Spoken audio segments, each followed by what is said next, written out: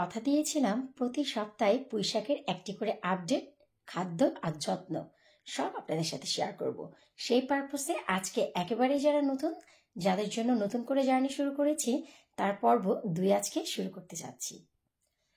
Hello everyone, কেমন আছেন আপনারা সবাই? আলহামদুলিল্লাহ, আমি তো অনেক ভালো আছি। আশা রাখছি আপনারা সবাই ভালো আছেন।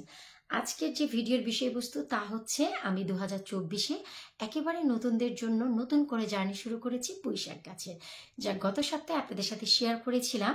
লাল ডগার পুঁইশাক একটি পটে 3টি লাগিয়েছিলাম, আর সেই দিন আমি হরমোন বুস্ট করেছিলাম। আশা রাখছি আপনারা সবাই দেখেছেন। যারা দেখেননি প্লিজ ভিডিওটি আপনারা একবার দেখে আসবেন। এই ভিডিওর নিচে আমি লিঙ্কটি দিয়ে দিব, কারণ আজকে আমি তার পর্ব 2 করতে যাচ্ছি। আর আমি হরমোন দেওয়ার পর আজকে কি খাদ্য ব্যবহার করব, কি যত্ন করব, সেটা আপনাদের সাথে শেয়ার করব। তো চলুন, গত সপ্তাহে গাছে খাদ্য দেওয়ার পর আজকে বর্তমান কি অবস্থা ছোট্ট করে সবার আগে সেটা একটু দেখে নিই। আলহামদুলিল্লাহ, এই আমার 3টি পুঁইশাক গাছ।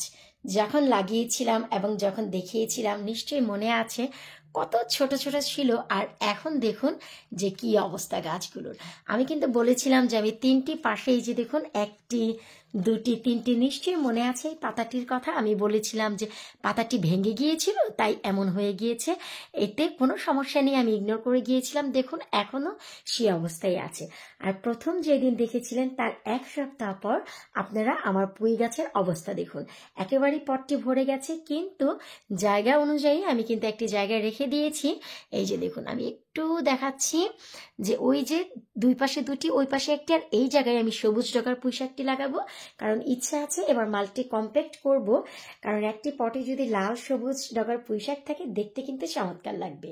আর ভিডিওটি করার জন্য আমি কিন্তু আমার সিটিংয়ে চলে এসেছি কনজারভেটরি থেকে, কারণ যত্ন বা খাদ্য আমরা কিন্তু রোদ্রে দিতে পারবো না। আর আজকে তাপমাত্রা খুবই ভালো, খুবই ভালো বলতে সুপার ভালো যেটা সেটাকে বলে 36.8 তাপমাত্রা দেখাচ্ছে আমার কনজারভেটরিতে। সেটা আমার এই যে মেইন ডোর ওপেন থাকা অবস্থায়। আনবিলিভেবল, যদি আমার এই মেইন ডোর প্লাস এই যে এই উইন্ডো আমি একেবারে ক্লোজ করে রাখি, এখন 40, কারণ আমি নিজে দাঁড়াতে পারছি না, এত বেশি আমার মাথার তালুটা জ্বলছে। কারণ নিজেরাই দেখতে পাচ্ছেন যে 36.8, আর দরজা জানালে লাগালে এটা ডেফিনেটলি 40, কারণ আমি ফিল করছি এত বেশি গরম। আর আমার পটটি কিন্তু ওই যে ওই কর্নারে থাকে। তো এখন যেহেতু আমি ভিডিও করব তাই আমি সিটিংয়ে নিয়ে গিয়েছি, শুধু আপনাদের এইটুকু বোঝানোর জন্য যে আজকে রোদ খুব ভালো উঠেছে, তাই এখানে আমি খাদ্য দিতে পারছি না।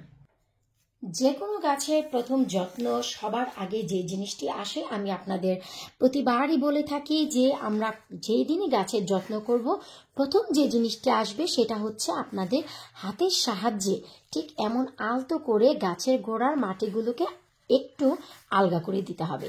এতে করে অনেক চমৎকার করে এয়ার সার্কুলেট হবে, আর গাছের নিচে কখনোই আপনাদের যেটাকে বলা হয় ব্লসম এন্ড রুট, সেটা তৈরি হবে না। এটা আমার বিশ্বাস। এভাবেই আমি গাছের যত্ন করি।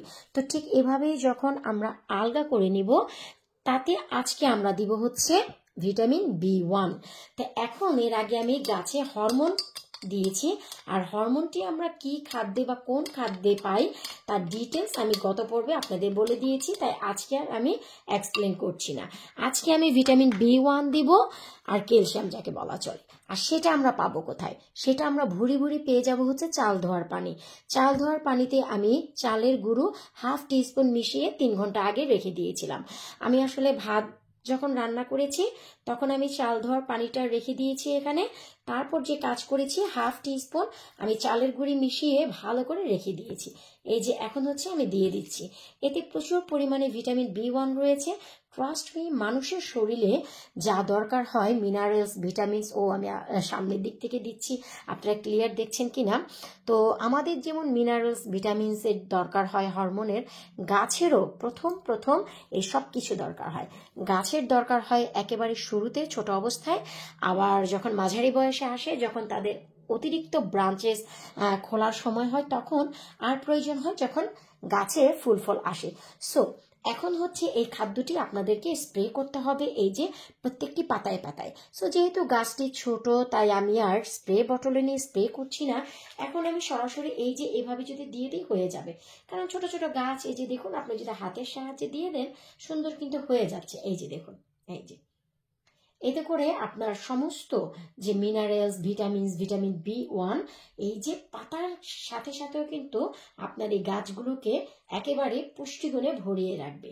আর মাটিতে দেওয়ার কারণে তো শিকড়ের গায়ে চলে যাবে, এতে করে কিন্তু আপনাদের খুবই চমৎকার একটি এই যে পুঁইশাকের জার্নি শুরু হবে। পুঁইশাক গাছকে মোটা তাজা করার জন্য আপনাদের এই খাদ্যগুলো তো দিতেই হবে। আমি ঠিক এভাবেই কিন্তু পুঁইশাকের জার্নি শুরু করি বা জার্নি করি।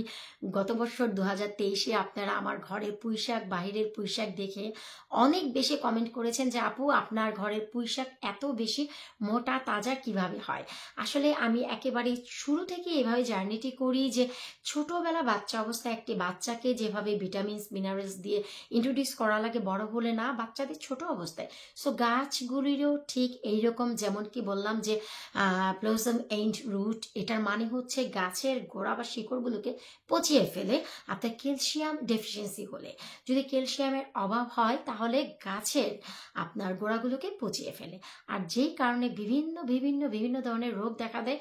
পরবর্তী একটি ভিডিওতে আমি আপনাদেরকে এক্সপ্লেন করব যে ক্যালসিয়ামের অভাব হলে আপনার গাছে কি রোগ হয় এবং কোন কোন গাছে মোস্ট অফ দ্য সেই ডিজিজটি আক্রমণ করে। সো আজকে আর আমি কথা বাড়াচ্ছি না। আশা রাখছি যে যারা পুঁইশাক পছন্দ করেন অবশ্যই আমার 4 দিনের পুঁইশাক গাছগুলো আগে দেখবেন। এই ভিডিওর নিচে আমি লিঙ্কটি দিয়ে দিব, আপনারা প্রথম পার্টটি দেখে আসবেন যে গাছটি হওয়ার পর আমি পটে দেওয়ার 4 দিন পর কি খাদ্য দিয়েছিলাম, কি যত্ন করেছিলাম, আর আজকে ঠিক 1 সপ্তাহ পর কি খাদ্য আর কি যত্ন আমি করলাম। আমি চেষ্টা করব প্রতি সপ্তাহে আপনাদের জন্য একটি ভিডিও করতে। আপনাদের যদি ইচ্ছে হয় যে আপনাদের পছন্দ কিভাবে মোটা তাজা করতে হয় পুঁইশাক, ভিডিওর নিচে কমেন্ট করবেন। আপনাদের কমেন্টের উপর ডিপেন্ড করে আমি প্রতি সপ্তাহে চেষ্টা করব একটি করে পুঁইশাকের ভিডিও দিতে। তো আশা রাখছি আজকে আপনাদের এই ভিডিওটি ভালো লেগেছে। পরবর্তী ভিডিও দেখার আগে আমি গাছের পটটি কোথায় রেখে দিচ্ছি চলুন সেটা আপনাদের একটু শেয়ার করি। ওই যে দেখুন, ব্যাক টু নর্মাল পজিশন। আমি কিন্তু আবার সেই অত ডিগ্রি তাপমাত্রাতেই আমার পুঁইশাকটি এনে রাখলাম। একটা জিনিস মনে রাখবেন যে এত রৌদ্রে আপনারা খাবারটি সরাসরি দিয়ে দেবেন না। আপনারা একটু ছায়াযুক্ত জায়গায়, যেমন আমি আমার সিটিংয়ে নিয়ে খাদ্যটি দিয়ে কিন্তু ঠিক 1 মিনিটের মাথায়, আমি 5 থেকে 6 মিনিটের মাথায় আবার এই যে জায়গায় রেখে দিলাম।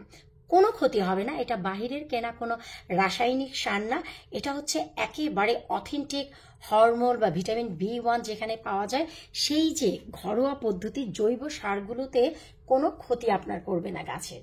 তো এই যে আশা রাখছি আজকের ভিডিও আপনাদের ভালো লেগেছে। পরবর্তী ভিডিও নিয়ে আবারও হাজির হয়ে যাব। আল্লাহ হাফিজ।